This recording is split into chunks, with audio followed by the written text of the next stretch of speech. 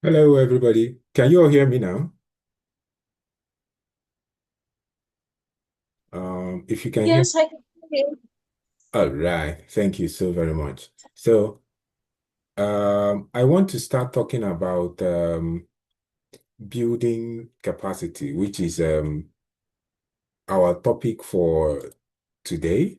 And I'm hoping that we'll be able to leave this place with the ability to understand um, what it means to build capacity, especially as we step into the new year. And why this is important to me is that if we don't build our capacity, that is our ability to do things, if we don't develop the capacity in us to make things happen, we are not going to be able to progress the way we want this year.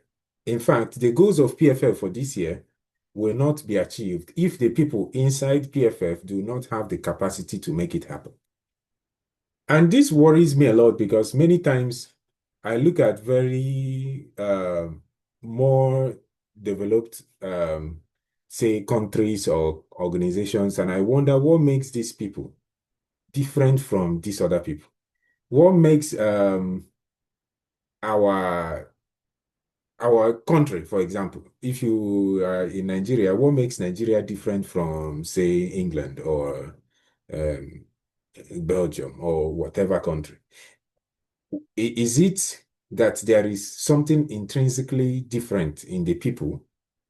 The answer is no. The only difference is the capacity of the people to see themselves as things and to able to do very complicated tasks, right? And if you want your own life to be better, you must learn how to what? Build your capacity. Capacity means I'm able to do more things. Capacity means your ability to do things, just like you will say energy. They define energy as the ability to do work or the ability to do things, right? And if you are able to do things, that means you have the capacity to do them. And in the 21st century, there is no need for physical capacity, you know? Sorry, just give me a moment.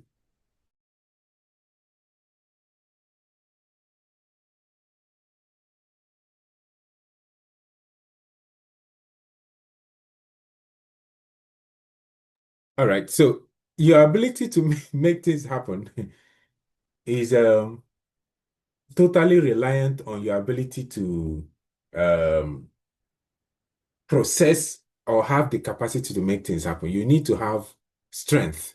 You need to have ability. And the ability in 21st century, as I mentioned, is not something physical. It's not being having muscle. It's mainly having what? The mental wherewithal, the ability to actually frame something from your mind. And this is what we're going to be talking about today. The reason why this is important is because our foundation is made up of really young people. All of us, we are young people. If we don't see ourselves as people who have capacity to make things happen, we are not going to do a good job. We are going to really suffer in carrying out what is the projects that we have planned for this year. The projects that we've planned for this year are so important and integral to our growth as an organization that growing the capacity to make them happen is really important. And so, without much ado, I'm going to get into the work. And so, first of all, when we have a conversation on building capacity, the first thing is, what does building capacity mean? Building capacity refers to intentionally developing yourself to be able to handle bigger responsibilities, greater impact, and more complex challenges. It starts from the mind and then becomes something you act on. And if I ask you a question now, a very simple question, what would you do with $1 billion? Have you ever asked yourself that question? What would you do? Let me get some talk from this group, the people listening to me. What would you do with $1 billion? Does anybody know what to do? Let's say you wake up tomorrow morning and you have $1 billion. What would you do with it?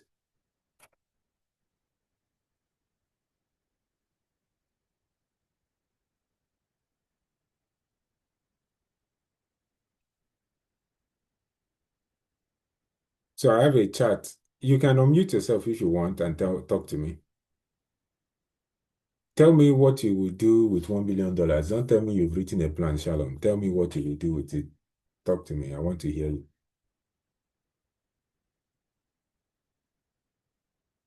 What would you do with $1 billion, for example? That's a very banal example, but I want to start with that.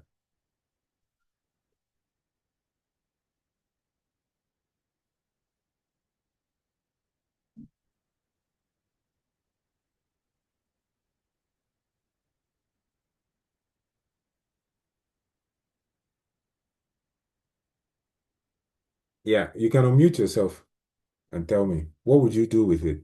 If you suddenly find $1 billion in your bank account, what would you do with it?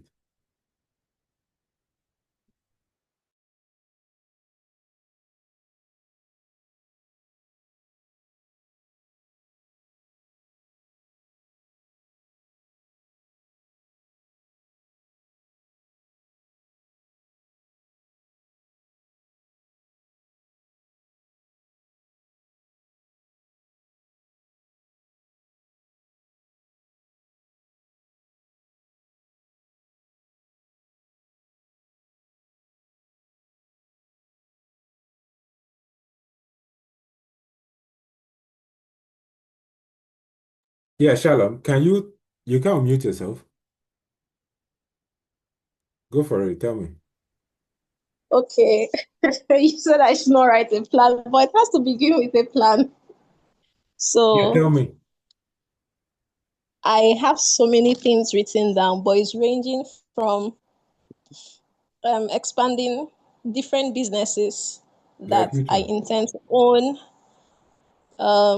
going to places I need to go, entering rooms I need to be in, supporting people, different people, giving scholarship to a specific group of people. Uh, and this support is there are at least four organizations Okay, I wrote that I'm going to support, some renovation. So it's a wait, oh, lot. wait, Shalom, wait. Let's start with the businesses. What kind of businesses will you do? Okay. Uh I've already started my um Fresher Lux business, which falls under the SDG concerned with health. I also have an idea to train writers, and capital is intensive. So that's also another thing I would do. And uh, not my own business now, but my dad's company, his legal company. So I also have a dream on how I want to expand it for him. Different things, Okay, thank you. scholarship for some certain I've just students. gotten what I wanted, which is um, there is still an element of vagueness, or even though you do sound like you know what you will do, um, there's still elements of vagueness there. Now, the point I'm trying to make here is not that you do not have a plan for what you will do with $1 billion or not. The plan I want to make here is that when you find a lot of money suddenly on you, you will Yeah. many times panic on how to handle it. But you know what you definitely have a plan for, Shalom. If I give you 20,000 naira now, I'm sure you know exactly what to do with it. You get what I'm saying? Yes. You Yeah, you that's simpler. That's a small if amount. you yeah, you can just go and buy half a bag of rice, you know. But Not me. well, that's what I would do.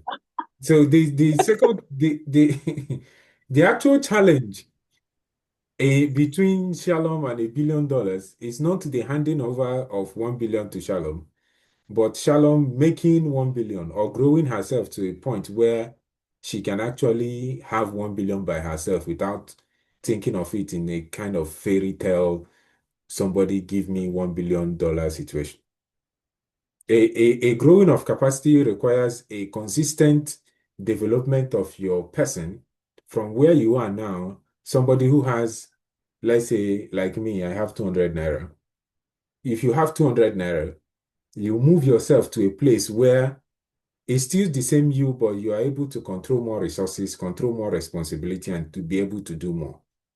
And development happens in different ways in a person's life, and you have to be able to understand how to carry yourself, how to build yourself, and how to consistently develop the building block in your own mental capacity to be able to handle what is referred to as more responsibility. There are people who get stunted, but they get stunted because of they build one area of their life and leave the other. For example, they build the ability to be a business person and leave the ability to be a good family man. Or they build family and then forget how to build a relationship with God or something like that. A holistic capacity building process requires you to understand the different aspects of your person and work towards becoming better in all of this. I'm going to be giving us different pathways to make that happen. And the first thing I will mention is that, and we'll talk about all of these three in the course of this conversation, that building capacity requires, number one, an expanded imagination. And if you are around me, you see me talking about the ability to imagine a lot. And I say this because I do like I spend a lot of time imagining things. You know, there's something they call daydreaming. Daydreaming and being able to think of yourself in a particular way is really important.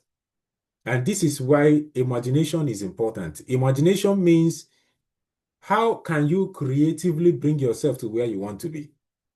So, uh, the people that are making decisions for us now, the people that are leaders, many of them are not better than us. Many of them did not even prepare for that position. And many of them don't even know as much as we know, but they are happen to be leaders because somebody put them there.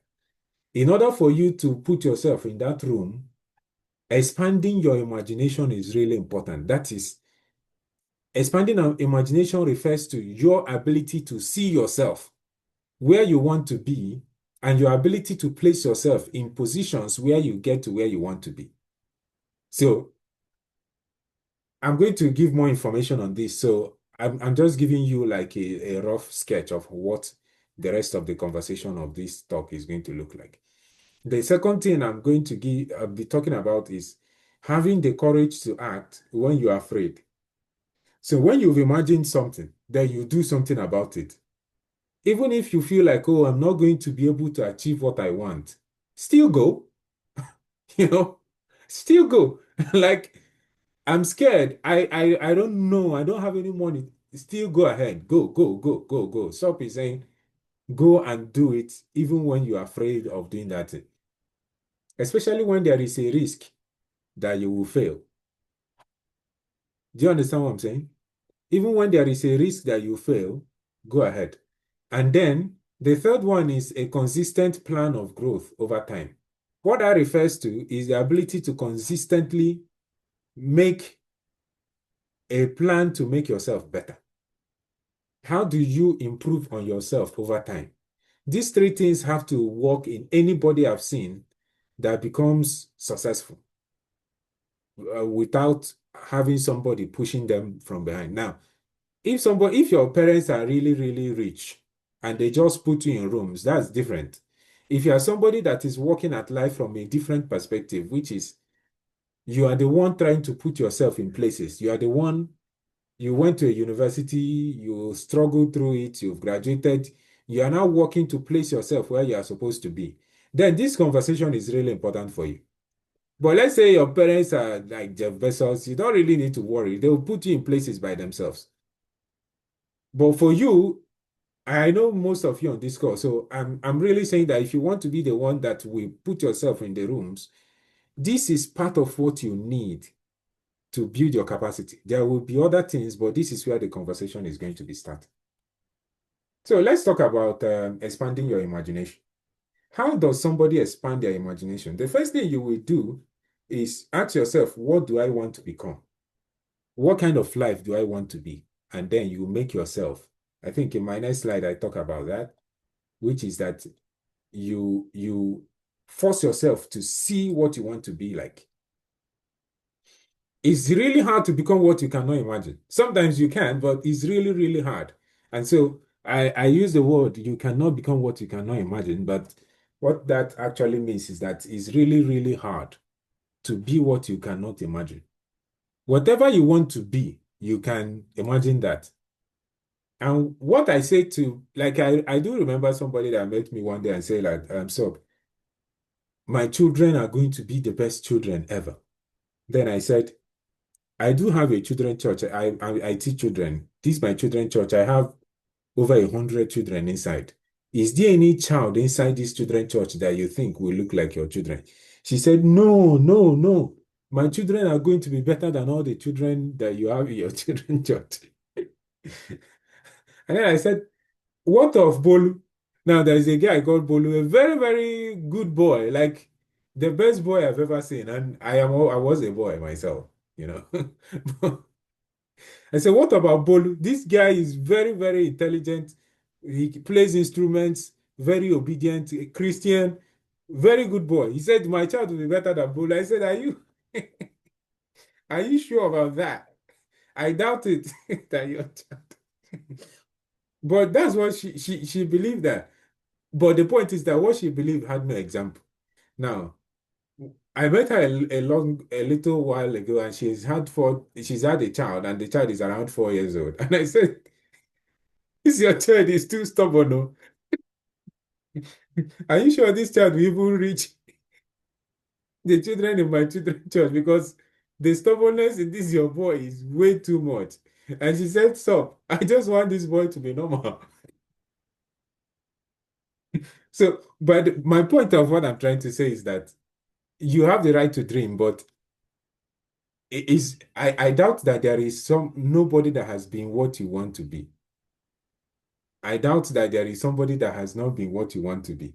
Even if you want to be a lot of things together, let's say you want to be the richest man in the world and the biggest, I don't know, saxophone player, the two aspects of that dream have different people doing them. There are very big business people, there are very good saxophone players. So you can imagine for those different dimensions of your life how you want them to pan out. And I'm saying this very importantly because an inability to envision what your life should be like or what you want to be like most of the time stunts you and makes you unable to make the progress that you require. And I can tell you for sure that part of my journey in life has been always reimagining myself. I do remember there was a time I wanted to access scholarships. You know, I would have started my PhD way longer, like in 2017. But I met a man and he said, so why don't you go and conclude your studies abroad, for example? And I'm like, oh, I didn't have a wonderful, like, I don't have a first class. I never made a first class in the law school. I don't think of myself as exceptional. Like, I used to think of people that go and get scholarship like they are exceptional people. And the guy said, no, why don't you look into it? So I started to search for it. And part of the thing I did was anywhere I see somebody that went abroad to do anything, even Kenya. And that's not to say that Kenya is a good place, but I do remember my friend going to Kenya and I was like, man, how did you get to go to Kenya? You know? And he would tell me, and I was just soaking in information. But part of the thing it helped me do is that it helped to localize the experience. I realized that the guys that were doing these things were not like, there was nothing different about them from me. And so I started to learn. And so I started to work on my application documents. I started to do things like I'll get to my friend and say, what do you think about this? In fact, I do remember that in 2021, I spent 6 months of that year working on my proposal, my draft proposal with Dr. Kunuji. And if you know Dr. Kunuji, an exceptionally smart human being. He finished with first class, went to Cambridge and all that. Very, very exceptional human being. But I tried very hard to tie myself to him. And that is one of the things I see that somebody will say, oh, this person will talk to me in a particular way. I will never make that person my friend. But in that relationship between me and Kunuji, for example, I don't think he needed me for anything. I was the one that needed him. And there was nothing he was going to say that would make me hate him. Or even if he says, I don't like you, I will still come back the next day. Like, hello, doctor, how are you doing? Like, I was on a mission to make him my friend, even whether he likes me or not. And so the point of what I'm trying to say is this. The people that have the vision of who you want to be like, you have to attach yourself to them, at least until you get what you're looking for. And it's not a question of, do they like me? No, it's not a question of, do they like me? It's a question of, are you able to stand and learn from what they can become? So observe them, observe those people, observe their discipline. And I know that there are some people who say, oh, my goal is to lose weight, for example. And then I say, why don't you attach yourself to somebody who is not very fat and then watch how they behave? And they're like, oh, this person eats too much. I said, you are saying somebody who is not as big as you eats too much. Eat exactly like they do. And you will see, you will begin to get that result like that.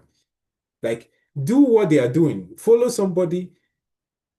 Start trying out what they do in your own life. And you are going to be seeing that some of the results they get will begin to show up in your life. I want to tell you a story about a pastor. And this story has really changed, like he changed my life a lot. And this is part of where this idea is coming from. That's Pastor Dubus said that when he started his church in Aba, he had a church that was right up opposite him. And the church he was in, there was a woman that was selling akara. Now, if you're Nigerian, you know akara, people who fry things on the road. They sell food, fried food on the road, akara. And he said, this woman that sells akara is right opposite his church. And he used to wonder, how can I make my church a big church? That's what Pastor Dugus used to wonder. How can I make my church a big church? And what did Pastor Dugus do? He said he started attending events hosted by churches that were bigger than his own. And what he would do is that he will go and sit in front and see what that person was doing. He will spend his money, sleep inside the church auditorium just to watch. And this is a church setting, but you can use the example for yourself. And he said when he comes back to Aba, he will start doing the same thing to his little congregation. And soon enough, and this is an example, it's just an example. He will say, he will pray for somebody and the person will get healed in the church. And people will really lose their minds and be like, my goodness, we didn't know that this our pastor can do this. But he couldn't do that. He only learned to do that because he was listening to other people. And somehow he developed enough strength of conviction in himself to make that happen. And then what happened to him is that very soon, the size of the church he had, he started to see himself as bigger than that. Because, of course, much people were now being drawn to what he was telling them. And he had to leave that place. They got into a bigger venue. They had to buy land, build schools in a course of 7 years. Now, this is the beauty of that story, or rather, the lesson in that story. He went back to where he used to be one day, 7 years later. Now, the church opposite where he used to be a pastor was still there. The woman that was selling akara was still there selling the akara. Every other thing was the same except him. He has left that place. And what happened to him was that he just expanded his ability to see himself as doing more. And that is literally the lesson here. Now, that doesn't mean you go and be a pastor. That is not the point of this conversation. The point of this conversation is to observe people who reflect the life or discipline or impact you admire. Look at the screen I'm sharing. Figure out people who are a picture of what you want to become. And then expand your mind. Begin to think of yourself as somebody who is able to do those things that they do. Two, that's it.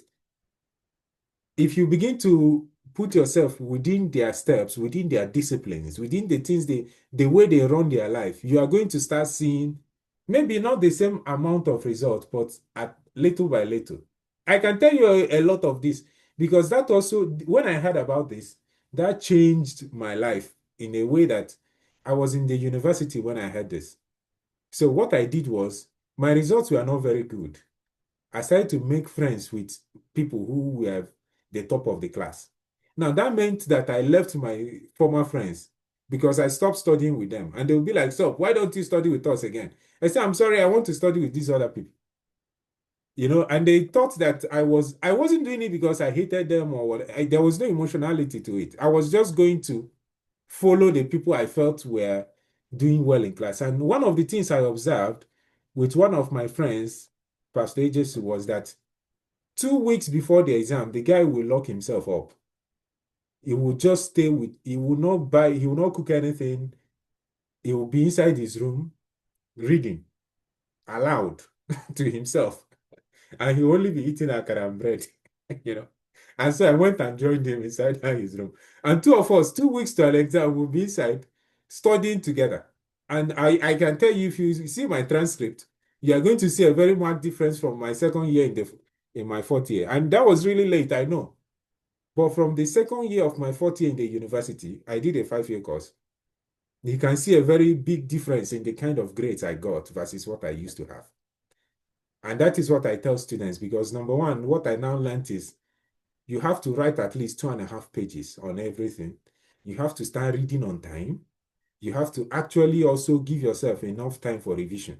And then 2 weeks before, 2 or 3 weeks before an exam, lock up everything, keep your phone somewhere, just blow through your books, like read it aloud to yourself. And that's what we are doing. We read a question, we go to the textbook, we read it aloud to ourselves.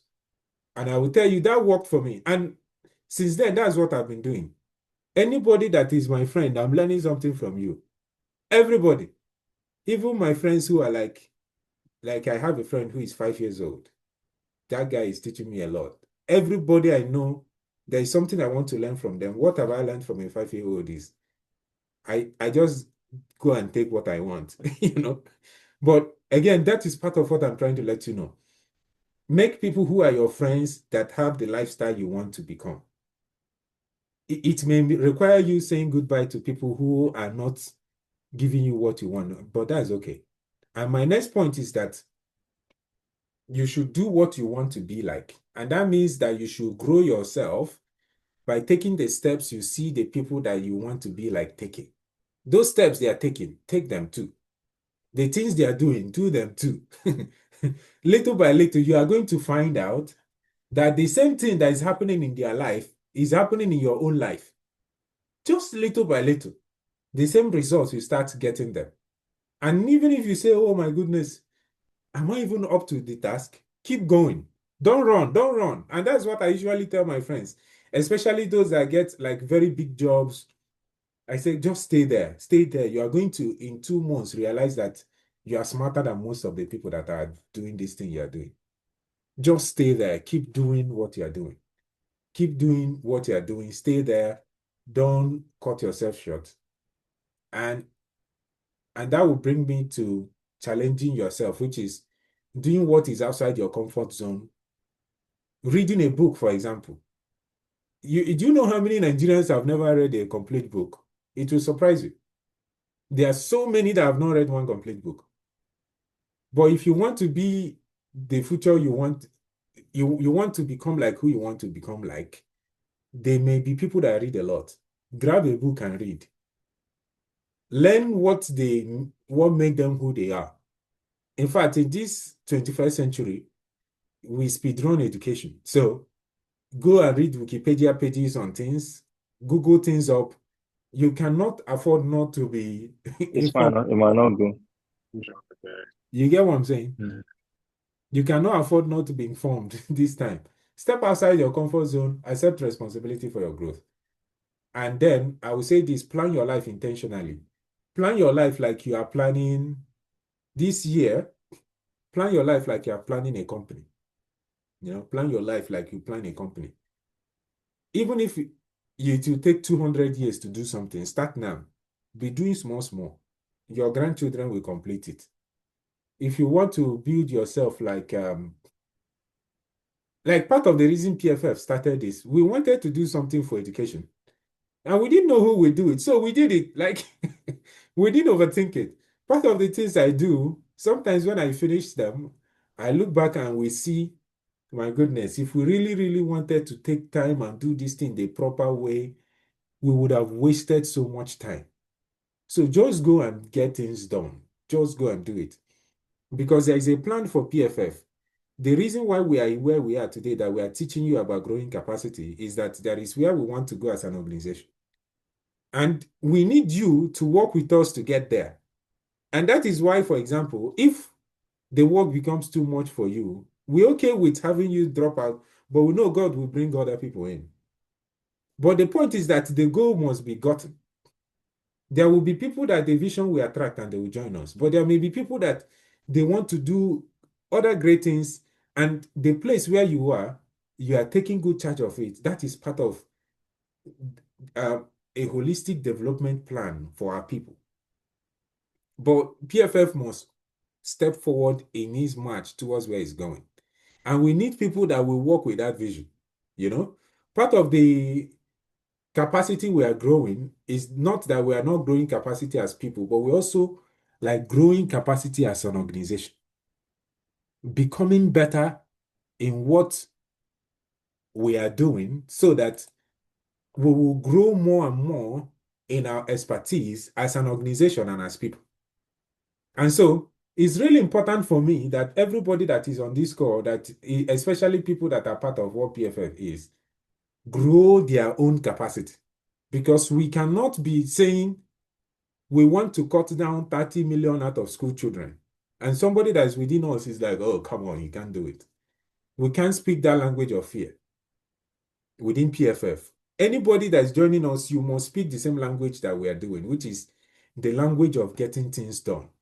There are two main dreams that PFF has: growing a proper African population with personal leadership, and teaching children that do not know how to read. Those are our two main things. We want to bring education to everybody. All that we do, all our projects, is part of that story. And if you are part of our story, you must be committed to doing the same thing that we are doing. Now, we also understand that sometimes uh, schedules may clash and things like that, and that's fine. But I'm just explaining that for PFF now, we are running almost like on breakneck speed to achieve as much as we can. There is no conversation on Africa's development without these young people learning to read. That's not going to happen. And you that is on this call, your ability to grow yourself into something that can take on more capacity for people is part of what will make our story better. So when you are acting, when you have decided what you want to do, when you start working with people that you have the same growth and leadership plan with, when you see people that you want to be like and you start acting like them, you are going to be afraid. And Uncle Sob says you should act despite the fear. Act in spite of the fear, or rather act through the fear. And so fear is not a sign to stop. Fear means that you are growing. Teens are afraid. So what? I'm going to do it. I'm scared of what it will be like, but I'm going to do it anyway. One step at a time, not 700 steps. Don't jump. Just grow yourself. There are many other things that are not captured in this my small story that I've told you. And one of them is the power of having good friends, the right people that you will talk to, and they will motivate you. I've not talked about it because there is an aspect of growing capacity that I'm taking it from, which is you growing your own capacity. But yeah, building capacity requires acting even though you're afraid. And this, what I want to bring out of this is there is a challenge I want to put myself in. And that is this year, I want to fail 100 times. I want to fail 100 times. That's my plan this year. And that means that this year, I'm going to try 100 things. And I want to fail in all of them. And you know what will happen? I may succeed, but I will never know if I don't try. In fact, in, in 2020, I applied to how many things? I applied to 15 things. I only succeeded in one. And that one literally helped me to build, like it changed my personal capacity. But I applied to 15 things. In fact, there was a essay competition I thought I was the best in. And I didn't even want to go because I felt like, oh, they are going to call me. But I went there and they didn't choose me. But what I'm trying to say is that I gave myself that target that this year I'm going to fail in 100 things. I'm going to apply to 100 things. I will fail in all of them, or at least I'll succeed in three or four. And you will never know what it is if you don't try. So I'm not afraid of getting, we are sorry, or somebody telling me no. I'm going to ask you anyway. If you're my friend, you know that SOP likes to ask for things. If I need anything, I'm going to ask you. If you say no, that's good. I'll go and ask another person. But it doesn't mean I'm not going to try. I'm going to do my best to try my capacity, build on my capacity. When I learned that, oh, SOP, you are somebody that you deserve to get a scholarship. What did I do? I tried to apply for one. In fact, I remember a scholarship I applied for, and I was telling my friend about it, and she just started laughing. Like she was laughing so much, I also started laughing too. Because she was like, "Stop, you are totally not qualified for this. Who are you to get this kind of thing?" And I agree. Like, I don't deserve it too. But that was actually the scholarship that funded one of my studies.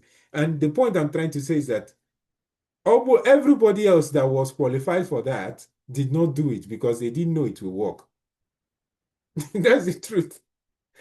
And nobody had applied for it. In the history of where I used to be, nobody was applying for it. They didn't want to because, oh, it's going to be difficult. I just went for it. I didn't care. And the point I'm trying to let you know is that while I was doing all of that, I was really afraid that it may not work. And I'm giving you examples of simple things because who knows, maybe great things are going to happen to me this year, and I'll give you examples with that too. But if I'm afraid, I'm going to do the thing anyway. I'm going to do it. It didn't work out very well. That's fine. When you do that action, you will realize that that thing is not as bad as you thought it would be. And then that is when you now begin to measure your progress well. What does measuring progress well mean? Compare yourself with who you were last year. Don't compare yourself with your friend, though. As you did now in this call with PFF and you're listening to Uncle Sob, somebody is in a call with Jeff Bezos. Jeff Bezos is better, is richer, and has a broader head than Uncle Sob. It's not the same thing. But your story is different. The way you are going is different. And where life is taking you is different. But what you ask yourself is, why, how are you making better progress than yesterday? And if your life is better than yesterday, that's good. Keep going. Your story is unique to yourself. If you compare yourself with somebody else, you are going to feel a little bad. That is the truth. But you should compare yourself only with yourself. And as far as you are better than you were last week, yesterday, last month, um, you have to like pat yourself on the back. Your story is unique to you. And to be fair, your story is actually someone else's story as well. That's what someone else is looking up to. So build on yourself. Little increments. By the time you look at that story, you stand back and you watch how far you've come. You'll be shocked at what you've been able to do. And this is basically where I'm going to end my conversation. And I'm going to ask you if you have any questions. And what is the end of this conversation? Our capacity building for this year requires you to see yourself bigger, act more bravely, and grow consistently. One thing I've told myself is every year I'm going to learn something new. So I've basically been learning not just skills and all that, but things I can do, certificates. Since 2007, I've been in school. Let me not lie. I've never had a year between 2007 and today that I'm not in school learning something. And the reason why I'm doing that is because there's so much in the world to know. Even if it's a driving school, go and join one. Always enter something. Join Bible study school. Anything, always learn. Like there's a lot to learn in life that you can't. I don't know people who just say, oh, I can't learn more, or they are done with school or something like that. There's a lot to learn. There's a lot of the world to explore. There's so much you don't even know that you don't know that, in my opinion, nobody on this earth has the excuse not to consistently grow. And so my final point is that one intentional step forward every day will change a lot of things about you. And that is where I'm going to end my conversation today. And I don't know if you have any questions for me. Yeah, please. If you have any questions, go ahead. If not, I'm going to ask you my own questions. Let me be sure you were listening. All right. Yeah.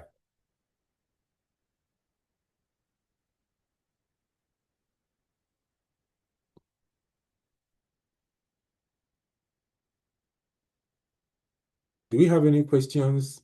If you have a question and you're unable to mute yourself, just raise up your hand and I will mute you and then you can ask me.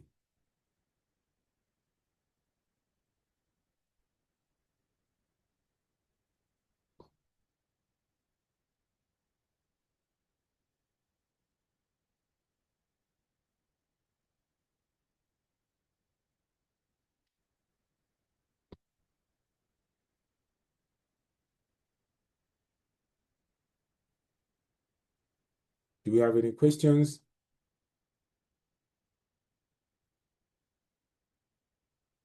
Okay, I'll take it that there are no questions. So I'm really glad that you've listened to all that I have to say. So my question to you is, what have you learned from my conversation with you today? What is your own major takeaway from what we've talked about today? Good evening, everybody. Hi, Chidinma.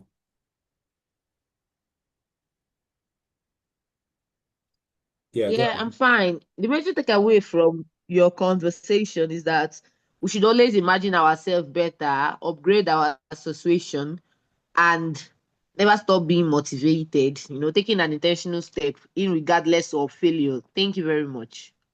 Okay, that's good. That's good. Uh, I like how you added motivated. Um, yeah. Anyone else want to jump in and say something? Okay, good evening, everyone.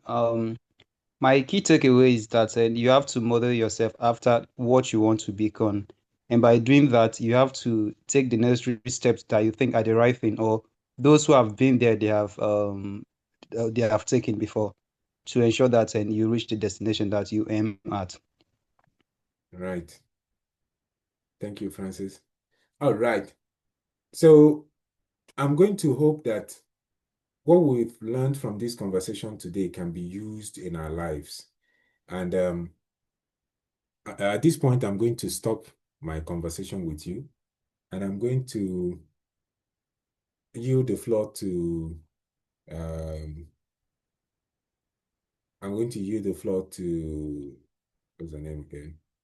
To the essay competition committee, so that they can talk to us um, about how the essay competition went. I'll be talking to Princess basically. Hi, Princess. I would like you to walk us through the essay competition process and then announce who are the winners for this essay competition. Hi everyone, can you hear me? Yep. Okay, thank you. So finally finish the essay competition. First of all, I want to apologize that it was so long and so drawn out. And I want to thank everyone for their patience throughout the year's essay competition. It took way longer than expected, and I take full responsibility for how drawn out it became. I appreciate everyone's grace and understanding while it was being drawn out. So, the essay competition was, just give me a minute.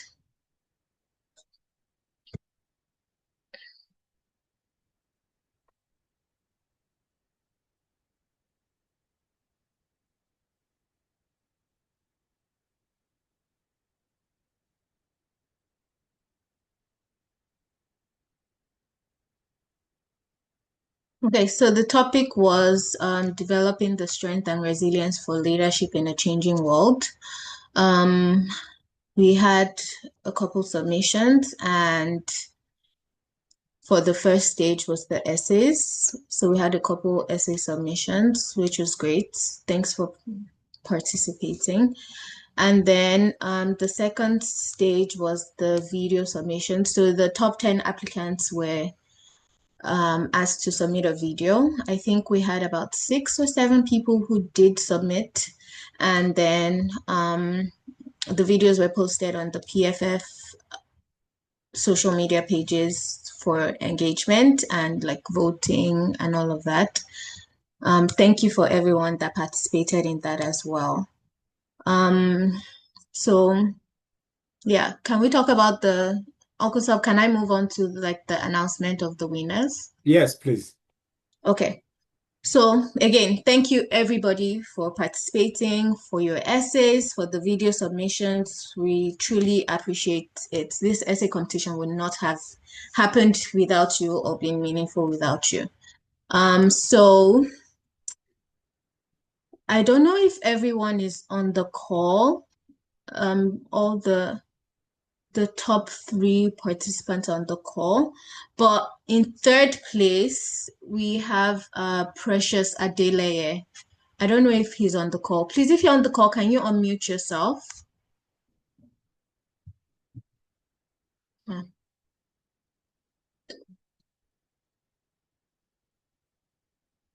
Okay, so I don't think he's on the call, so maybe we'll send a message to him later. But congratulations, Precious. We enjoyed your submission and thank you for participating. In second place, we have Chibukem Samuel Chukwuemeka. I don't know if you're on the call, but if you are, please unmute yourself or just like react or something.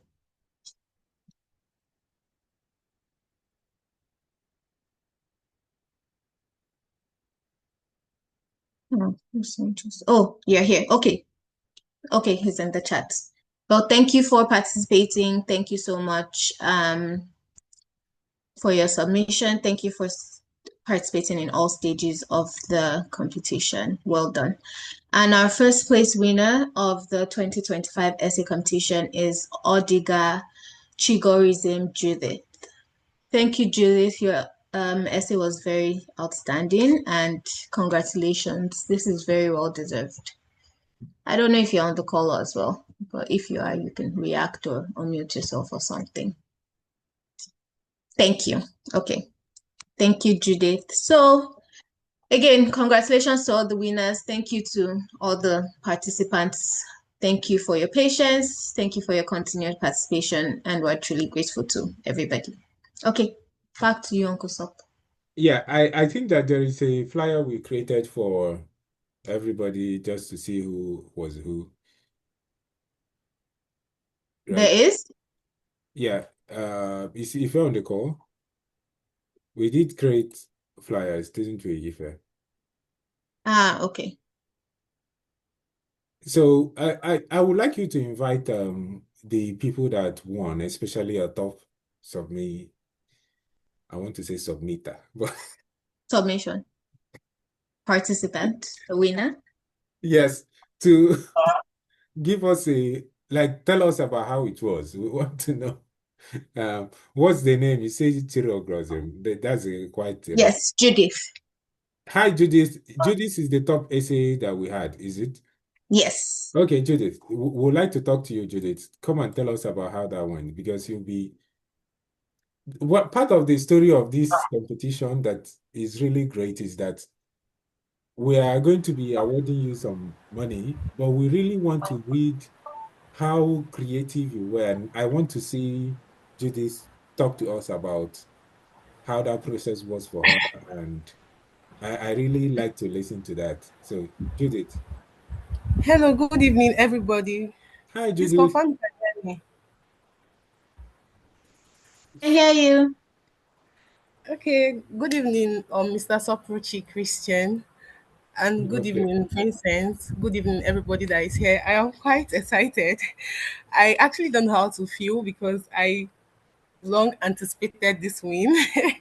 I was really looking forward to it. So, going over to how my essay was, I remember that I saw the essay topic and I immediately start the message when I saw it on WhatsApp on a group chat. There is actually this essay group chat where we belong to, where they share opportunities for every essay competition.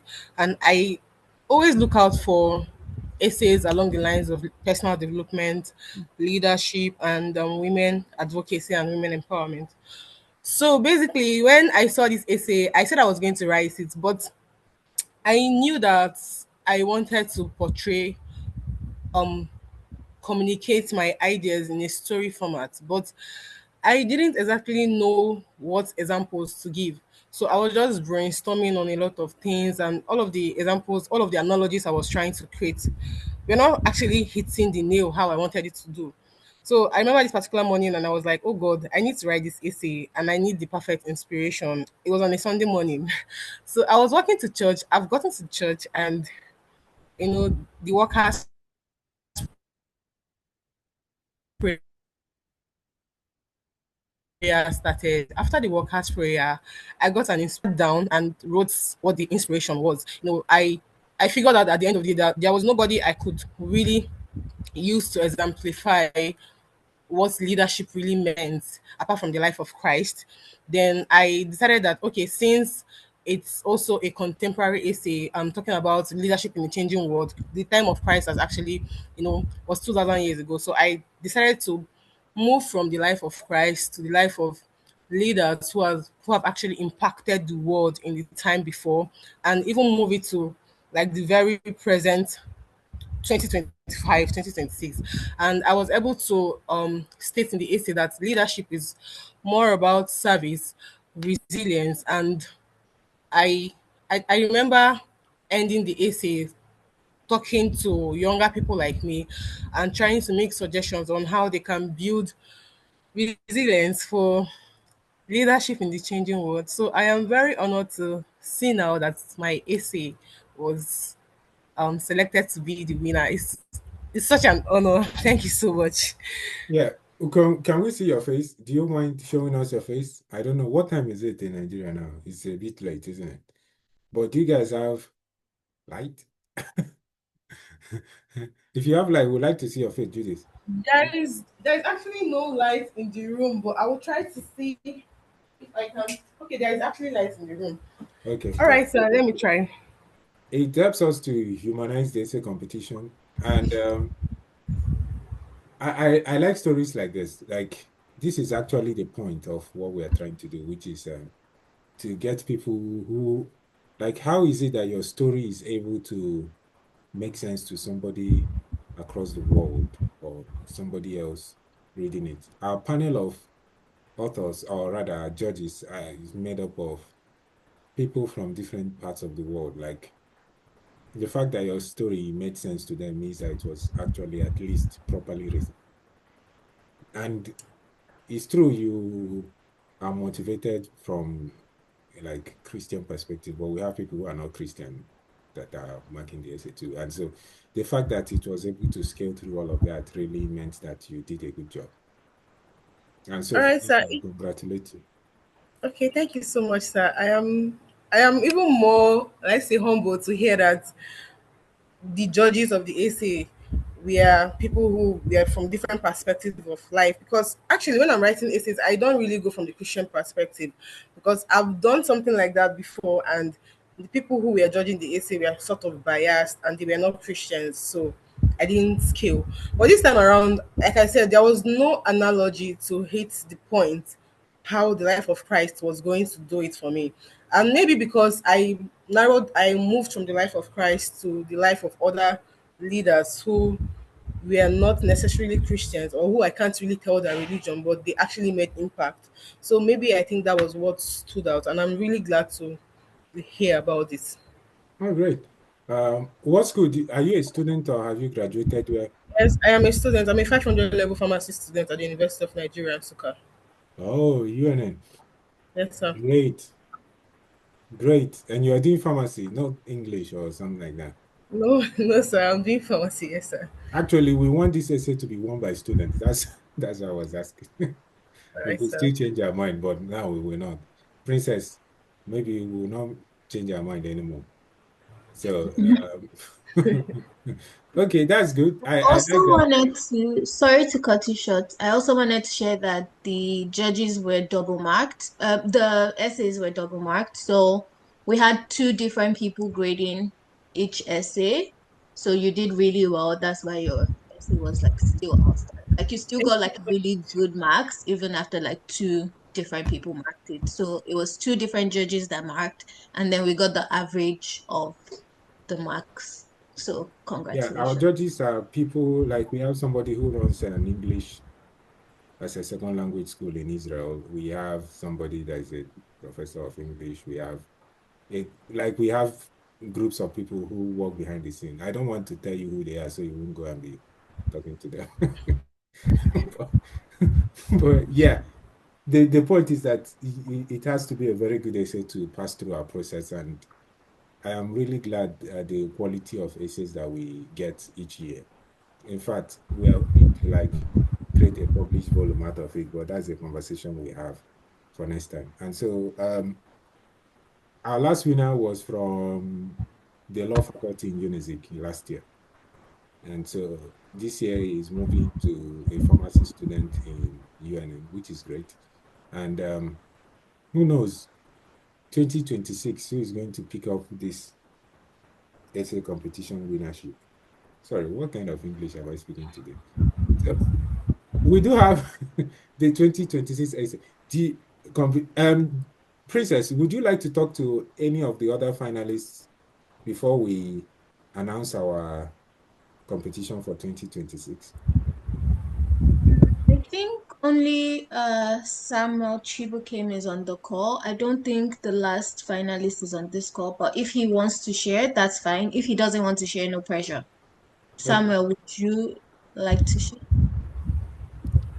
Samuel Chibukem, do you want to talk to Oh, us? you said she is.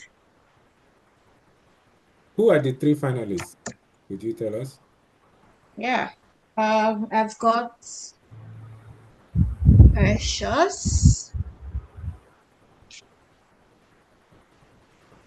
So the top three, like the top, not the finalists, the top three. Yes. So we've got Precious. Just gonna confirm that I'm saying the right things. I think I am saying the right things. Just give me 1 second. So in third place we have Precious Adeleye. Mhm. In second place we have Chibukem Samuel Chukwuemeka, and in first we have Judith that we just spoke to. Okay. So Samuel, if you want to share, fine. If you don't want to share, like no pressure as well. Yeah, Samuel, would Yes. you like to talk to us? We'll be Yeah. glad to hear from Yes, good evening, everybody. you. Hi, Samuel. Hi, Samuel. Good evening. So, my name is Samuel Chivikim, and it's an honor to be here and to be a finalist of the PFF National Essay Competition. So, my story is also a bit similar to Judith's, and funny enough, funny enough, I also finished from UNN, Okay. computer science. So, I saw the essay competition at sometime last year, and I've been an essayist for a while. So, and I saw it, and I just thought, okay, this will be my last essay as an undergraduate or recent graduate. And so, particularly the story of leadership and all that is involved motivated me. So I put in the work. And then from there, thought about how really resilient leadership works. And for one major thing that I try to do with the essay was tell my story, because I'm coming from somewhere where I was very shy, very timid, could barely speak with a crowd. But over time, growth, change, God, and the whole journey happened and brought a change in me. So from that point when I was in primary school, I could barely talk to people. And then to when I got to university where I was to lead different areas. So it just became a very practical example for me of how leadership actually can change a person. And my story for me was like my key thing. So I'm really grateful for the opportunity. And particularly, I couldn't join this call earlier because the link I got by mail was requiring a passport. So I had to chat up with Instagram admin. So but I'm glad to be here and to still get something. So that was the experience. Actually, this was my last essay. I've written scores and scores of essays as an undergraduate, won a few of them. So I'm really glad that the last essay I wrote was a good win. So once again, thank you very much, Well, thank Sir you, Samuel. I Christian, and appreciate you everybody. for Yes, yes. your time and for taking the time to actually write this essay. Like, if this is your last essay and it really worked out, that's great. I like that. Um, yeah, so Princess, I think we've gotten what we are looking for. But we want to announce our 2026 essay on time so that we start getting submissions way ahead of the schedule. Um, I'm trying to find the essay competition flyer. Uh, can somebody point it to me?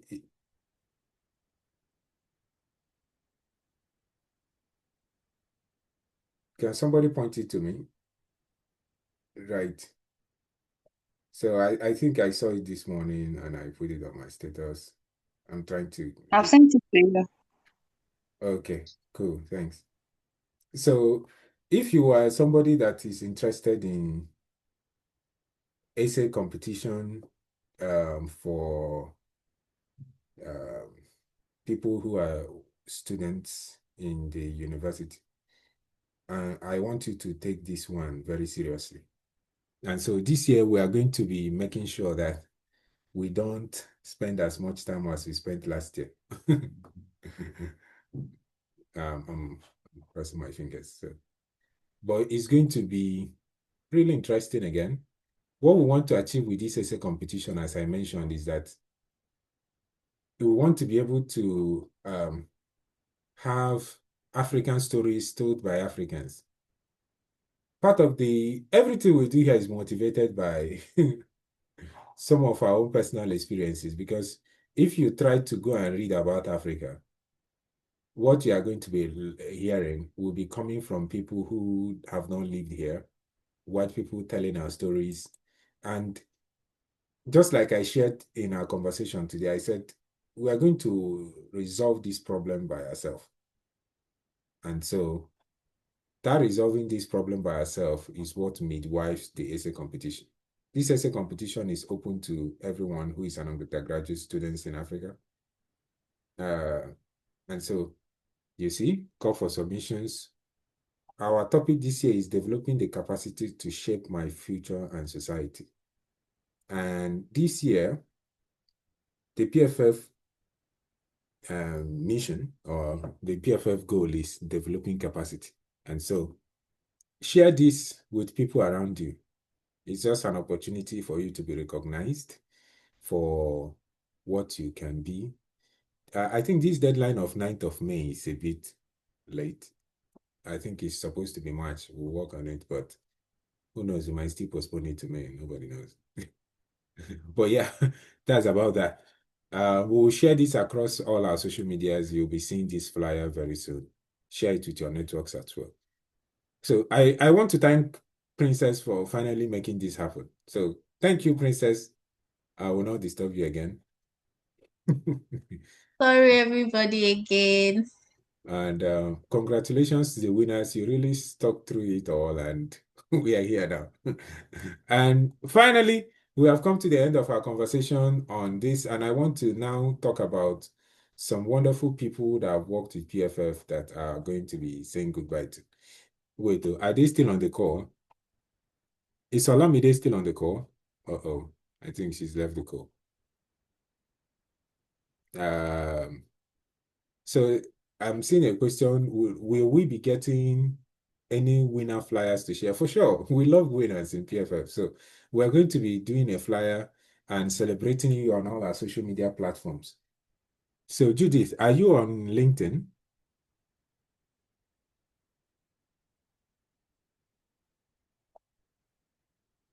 Is Judith on LinkedIn? I don't know. Maybe okay, good. So we'll surely talk to you on those um, platforms. So yeah, is Olamide on the call? I'm sorry we've come so late. Maybe Olamide will celebrate you next time if she's not on the call. But yeah, ladies and gentlemen, I want to thank you for your time. I'm going to stop recording now.